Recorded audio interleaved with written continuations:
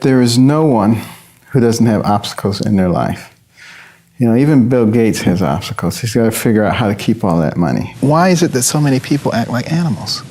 Why do they just react to what's going on rather than to plan and strategize? Because if you don't accept excuses, pretty soon people stop giving them and they start looking for solutions. There's no such thing as useless knowledge, because you never know what doors it's going to open for you. Almost any accomplishment in the history of the world has come at the hands of people who've taken risks. Some people hate spiders, some people hate snakes. I hated poverty. I couldn't stand it. If you have an average brain, you're capable of almost anything. Be nice to people, because once they get over their suspicion of why you're being nice, they'll be nice to you. Real success involves lifting up those who are around you. He is a retired American neurosurgeon and former presidential candidate of the United States. He has authored numerous books on his medical career and political stances. He was a director of pediatric neurosurgery at the Johns Hopkins Hospital in Maryland. He's Ben Carson, and here is my take on his top 10 rules for success. You know, I'm reminded of a very successful young businessman. And he loved to buy his mother these exotic gifts for Mother's Day. And he ran out of ideas. And then he ran across these birds. These birds were cool. You know, they cost $5,000 a piece. They could dance, they could sing, they could talk. He was so excited he bought 2 of them. Sent them to his mother. Couldn't wait to call her up on Mother's Day. Mother, what'd you think of those birds? And she said, they was good. He said, no. Mother, you didn't eat those birds. Those birds cost $5,000 a piece. They could dance, they could sing, they could talk. And she said, well, they should have said something. And you know, that's where we end up too if we don't speak up for what we believe. There is no one who doesn't have obstacles in their life. You know, even Bill Gates has obstacles. He's got to figure out how to keep all that money. So, you know, everybody's got problems. And it really is how you face those problems. If you allow it to be an insurmountable wall, then you become the victim.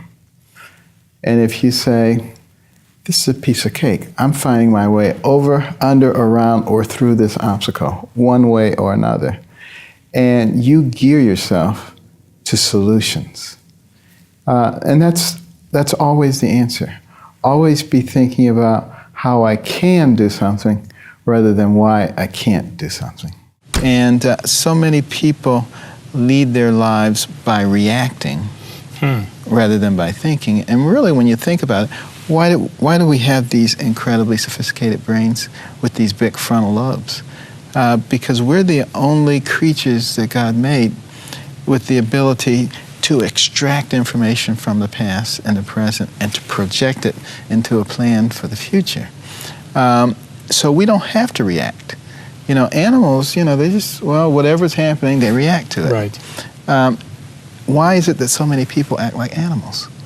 Why do they just react to what's going on rather than to plan and strategize? We have the ability to figure out where we want to be a year from now, 5 years from now, 10 years from now, and to begin to organize things in a way in order to accomplish those goals.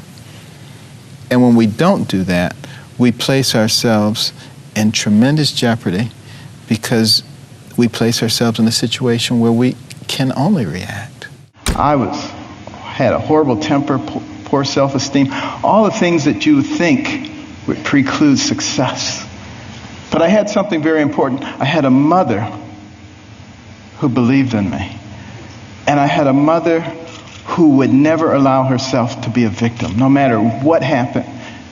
Never made excuses, and she never accepted an excuse from us. And if we ever came up with an excuse, she always said, do you have a brain? And if the answer was yes, then she said, then you could have thought your way out of it. It doesn't matter what John or Susan or Mary or anybody else did or said. And it was the most important thing she did for my brother and myself. Because if you don't accept excuses, pretty soon people stop giving them and they start looking for solutions. And that is a critical issue when it comes to success. I would get on the bus and I would go downtown to the Detroit Institute of Arts and roam through those galleries until I knew every painter who painted each picture and when they were born and when they died and what period it represented. and I was always listening to my portable radio, listening to classical music, and I'd be walking down the streets of Detroit listening to classical music, and people thought I was nuts. This guy's crazy. But years later, when I decided that I wanted to be a neurosurgeon, well, I wanted to go to the place that's best known for neurosurgery, and that would be Johns Hopkins. But as I said before, they only took 2 people a year out of 125 applicants. But when I got an interview and I went there, the fellow who was in charge of the neurosurgery residency program, George B. Uvrahai, was also in charge of cultural affairs at the hospital. And somehow the conversation turned to classical music. And we talked for over an hour about different composers and their styles, conductors, orchestras, orchestral halls. There was no way he wasn't taking me in the program, because he had to have somebody to discuss these things with. But what I emphasize to young people all the time is there's no such thing as useless knowledge, because you never know what doors it's going to open for you. And the more you know, the more options you have. Almost any accomplishment in the history of the world has come at the hands of people who've taken risk, people who are willing to push the envelope, people who are willing to explore the unknown. Even if you go and you look in the Bible, the people that are held up as the heroes, they're not the ones who were sitting in their tent under an olive tree. Right. They were people who were going out there doing stuff. Right. And the key thing about taking risk is learning.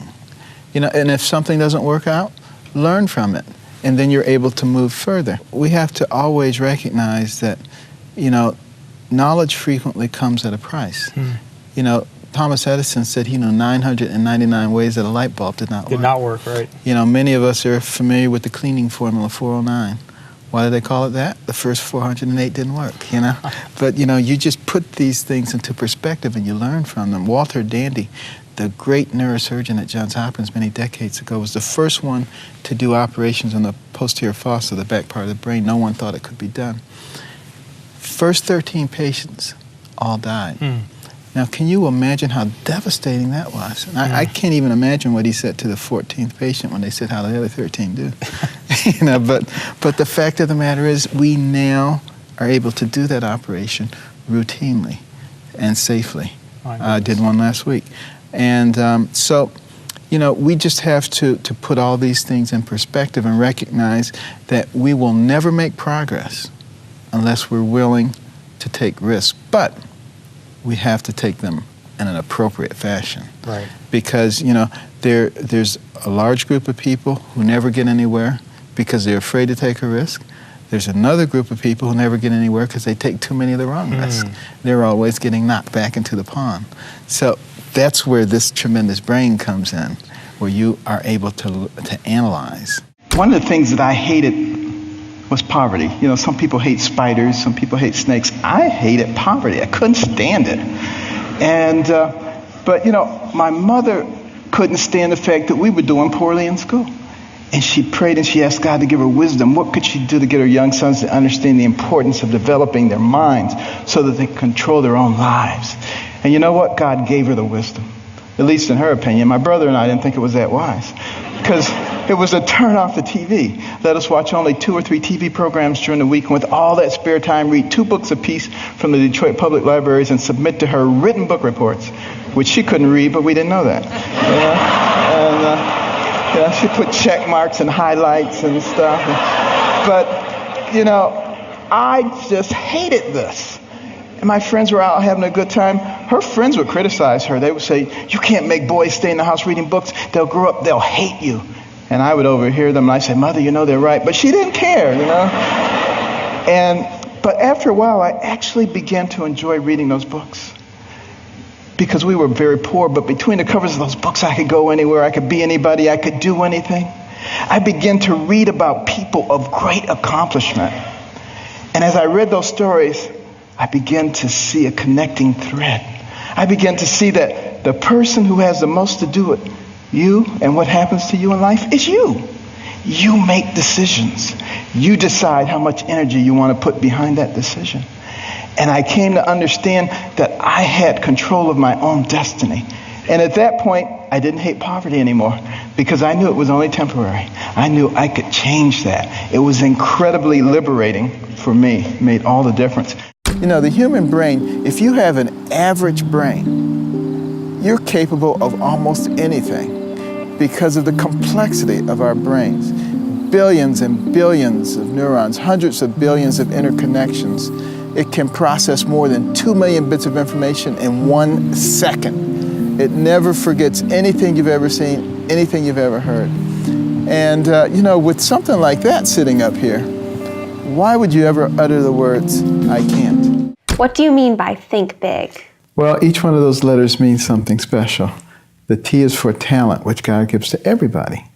And everybody has their own unique set of talents. Develop those, use them, and let those carry you where they will. The H is for honesty. If you lead a clean and honest life and you don't have a bunch of skeletons in the closet, it's really hard for them to come out if you don't put them in there. And it really uncomplicates your life quite substantially. The I is for insight, which comes from listening to people who've already gone where you're trying to go.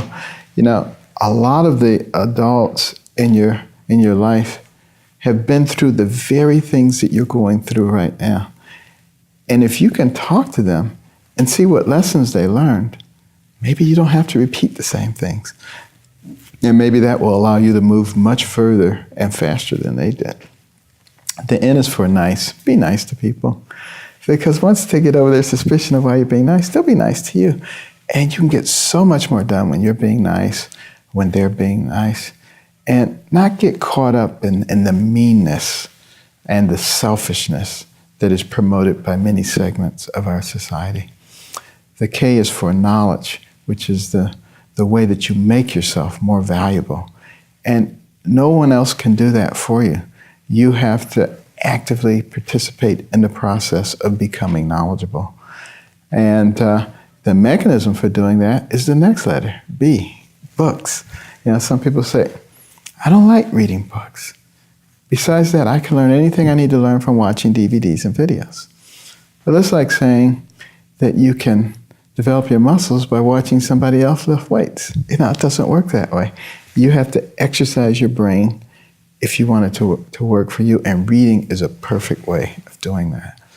The second I is for in-depth learning. Learning for the sake of knowledge and understanding, as opposed to just learning some answers so that you can put them down on a quiz. That superficial learning doesn't last very long. And the last letter, G, is for God, which is such an important part of each of us as individuals and the fabric of our nation. And we make a grave error when we allow the secular progressive movement to push God out of our lives. You know, we shouldn't try to force God on them, but by the same token, we should not allow them to remove God from our lives. Maybe some parting words for our viewers. Well, my parting words would involve, what do you really want in your life?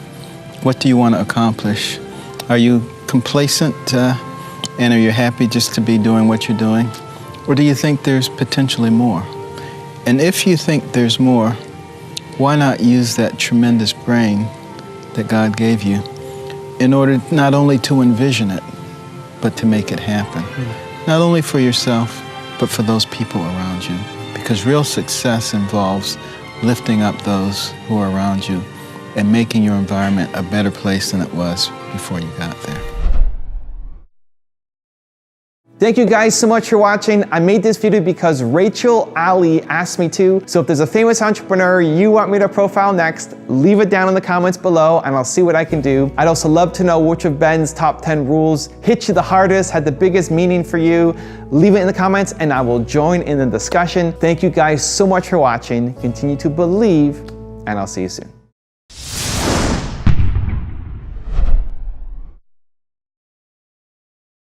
What are you particularly gifted in?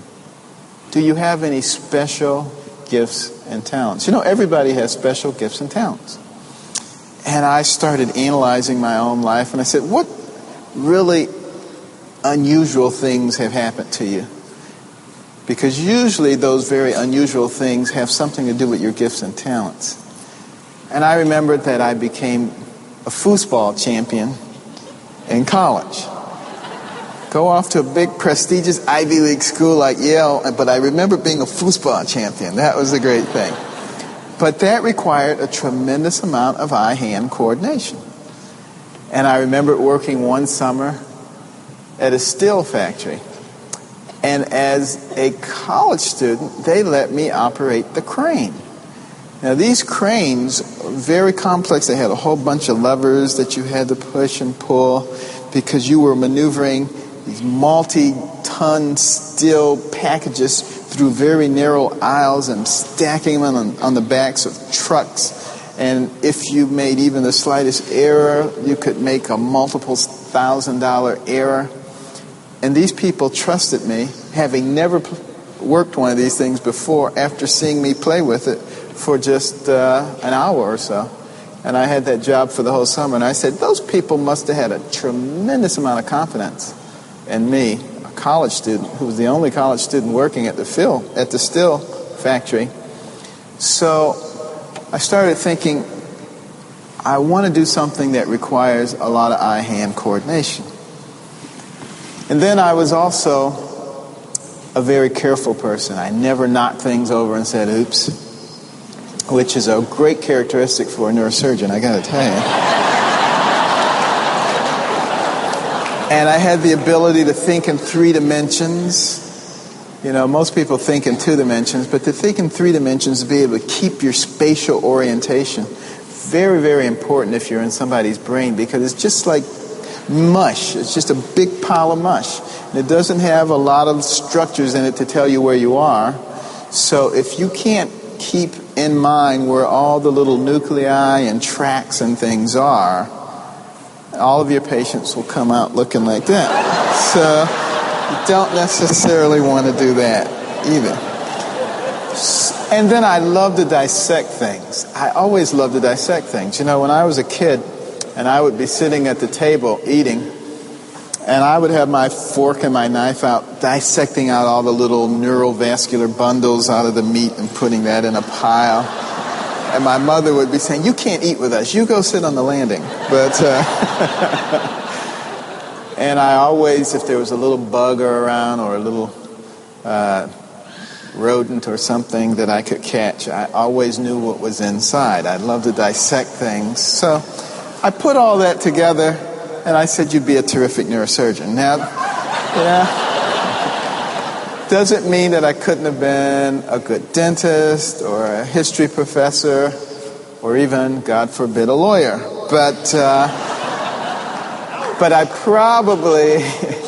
probably would not have been excelling to the same degree because I wouldn't have taken advantage of the special gifts and talents that God had provided.